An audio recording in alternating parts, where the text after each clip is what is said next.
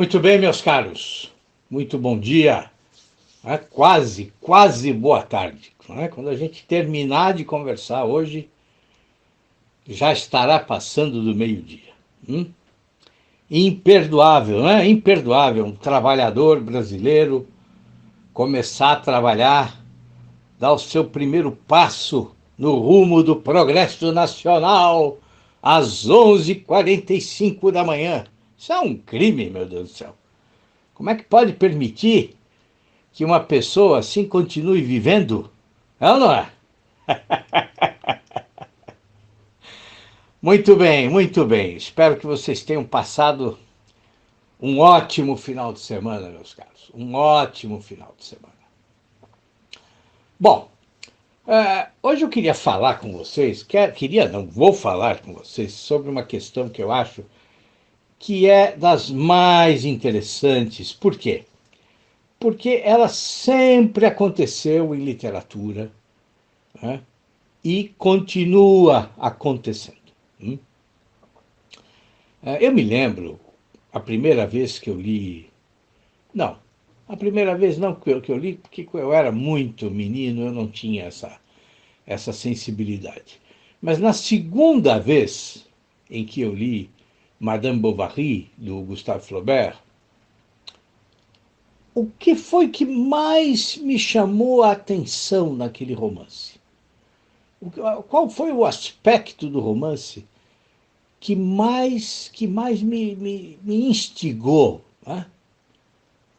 Assim, foi a presença permanente, do começo ao fim, dos cinco sentidos. Se vocês forem ler o romance, prestem atenção nisso que eu estou dizendo. Em pouquíssimas páginas, o leitor não é chamado, né, a utilizar de alguma forma os seus cinco sentidos. Em diferentes cenas. O Flaubert tem sempre o cuidado de dar concretude às cenas. Quer dizer, se ele vai descrever, por exemplo, sei lá, uma manhã chuvosa, não é só a chuva molhada, não, né? Mas há uma série de apelos, né, aos odores que se desprendem da natureza por causa da chuva. Há uma série de apelos às cores, como elas se transmutam por causa da iluminação solar que está assim enfraquecida, né, coberta pelas nuvens. Né? E há inclusive um apelo ao tato, né? Ao tato, porque com a chuva, quer dizer, os objetos mudam as suas texturas. Né? Enfim, isso é um dos elementos mais presentes e que, para mim, era uma coisa incrível no romance do Flaubert. Bom, agora, por quê? Não é? Por que será que um romance tão genial como o do Flaubert tem todos esses apelos, né, aos nossos sentidos e outros não, né? Você pega muitos textos contemporâneos e o que você encontra? Bom, você encontra aí uma série de abstrações, né? Uma série de abstrações. Quer dizer, são pensamentos seguidos de pensamentos, e depois que dão vida a outros pensamentos, que por sua vez gerarão outros pensamentos. Tá? Mas não há materialidade na narrativa. Não há materialidade. Mesmo o cenário, o espaço em que a história transcorre, né, muitas vezes parece que os personagens são aí como que, sei lá seres de outra dimensão. Né? Como se eles vagueassem no éter, né, desprendidos de qualquer cenário material. É que muitas vezes nós lemos a história e não prestamos atenção nessas coisas, né?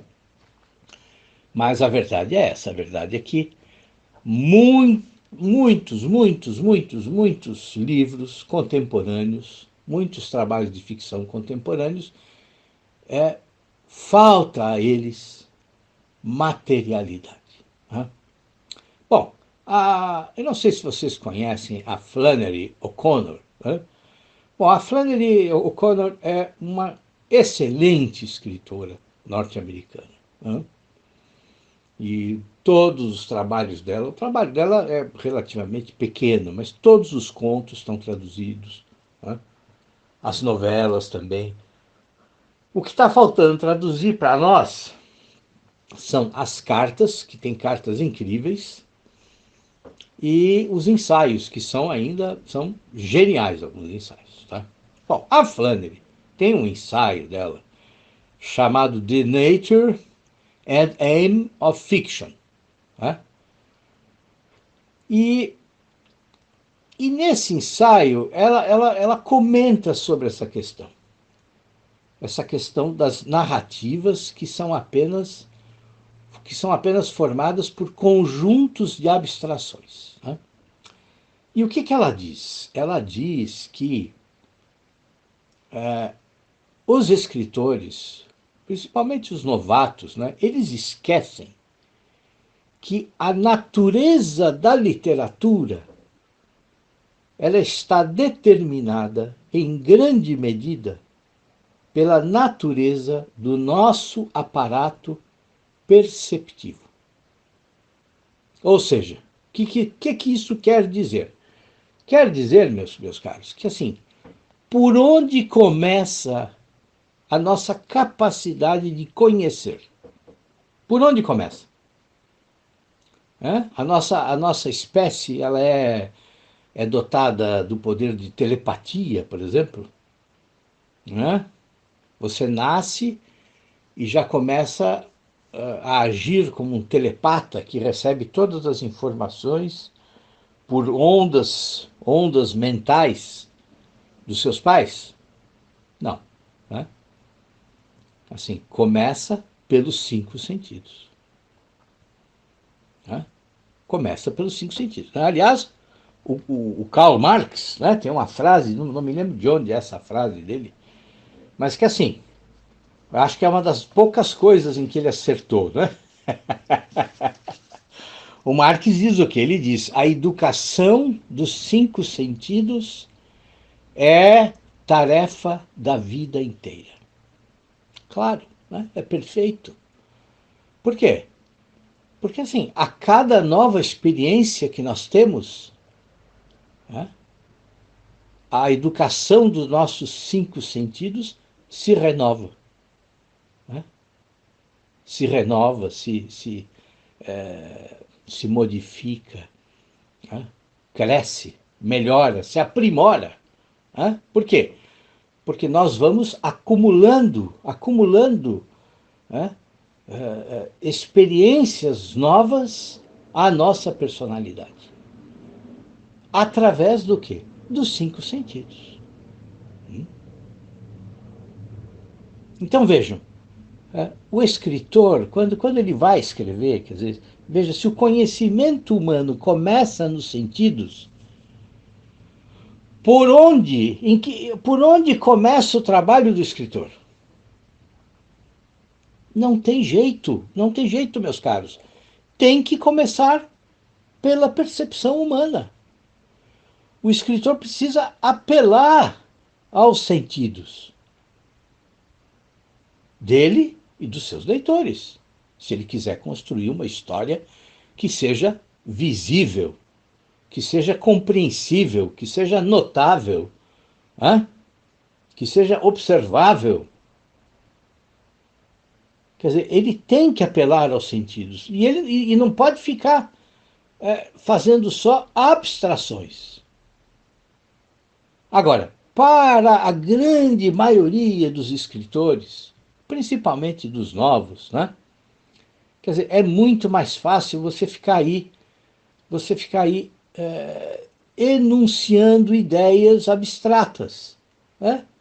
Quer dizer, então você começa a falar do amor, que o amor é assim, o amor é assado, o que você sente quando você ama, o que o seu personagem sente quando ele ama, o que o personagem acha que está sentindo, porque acha que está amando, o que o seu personagem suspeita que seja o amor, e que então por esse motivo é que ele talvez esteja sentindo o que ele está sentindo, e esse eterno blá, blá, blá, blá, blá, blá, blá, que que não recria, que não recria a vida e não permite que o leitor veja de verdade o que está acontecendo na história. Então, assim, o escritor precisa preencher o seu mundo, né, de matéria, meus caros, matéria. E não ficar só tratando de ideias e de emoções, né, desencarnadas, quer dizer, abstratas. Ideias e emoções que ficam aí pairando no ar. Então, o que você precisa escrever é uma história, e não assim, um tratado de filosofia de segunda mão. Tá? E não assim, a Flannery fala muito bem, né? Você precisa ser guiado por uma história e não pelo esqueleto de alguma noção abstrata que você tem. Né? Ou dizendo de outra forma, ela diz de uma outra maneira. Você precisa se preocupar com pessoas, com pessoas e não com problemas. Compreendem? Quer dizer, o que interessa para a literatura não são as discussões sociológicas, tá? Não são os casos clínicos, discutidos de maneira teórica pelos psicólogos, tá? Não são as teorias históricas, não são os debates filosóficos, não, não.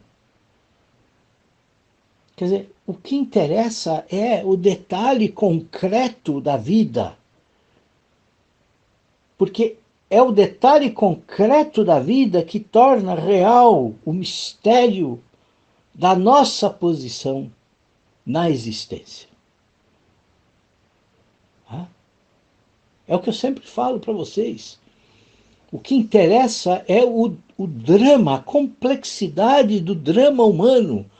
Contem histórias das pessoas e não dos problemas que as pessoas vivem. Né? Então, o que a Flannery diz num outro momento? Ela diz assim que um dos espetáculos mais comuns e tristes, né, é de uma pessoa que, assim, ela tem uma sensibilidade realmente sutil. Ela tem uma aguda penetração psicológica, mas que ela se contenta com essas duas qualidades para escrever. Então, o que acontece? Bom, ela vai compondo então frases muito carregadas de emoção, tá? Mas assim, às vezes até tem uma perspicácia muito interessante, muito fina essas frases, né? E qual é o resultado? Bom, esse escritor não sai disso, não sai disso. Não sai dessas frasezinhas carregadas de emoção e de perspicácia, né? E aí ele cria o quê? Bom, ele cria um texto de absoluta monotonia. Né? Por quê? Porque é um texto que não remete aos cinco sentidos, não remete o leitor à vida, não dialoga com a vida, com a concretude da experiência humana. Tá? E a Flannery fala muito bem. A literatura trata de todo o humano. de tudo que é humano. Bom, e do que o homem é feito? Ela se pergunta. O homem é feito de pó. De pó. Ah, não é lá o início da Bíblia? Ah, o homem não é feito da terra, do pó da terra? Ah, e aí ela diz, se vocês desprezam, se vocês escritores se recusam, né, a sujar a mão de vocês com pó, bom, então vocês nem deveriam tentar escrever. Tá? Desistam de escrever, então.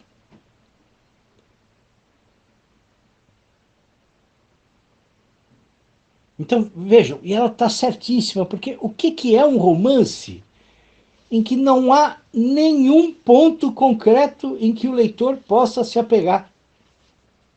Em que parece que está tudo no plano das ideias. Bom, isso não é a vida. Isso talvez possa servir aí como um, sei lá eu, um, um pseudo-tratado de filosofia. Tá? Mas o que você precisa criar é realmente uma experiência, experiência e não uma abstração.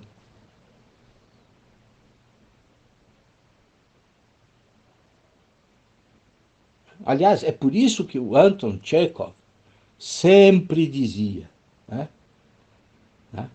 Não conte para mim que a lua está brilhando. Isso não me interessa. Né? Não, mostre para mim o brilho do luar num pedaço de vidro quebrado.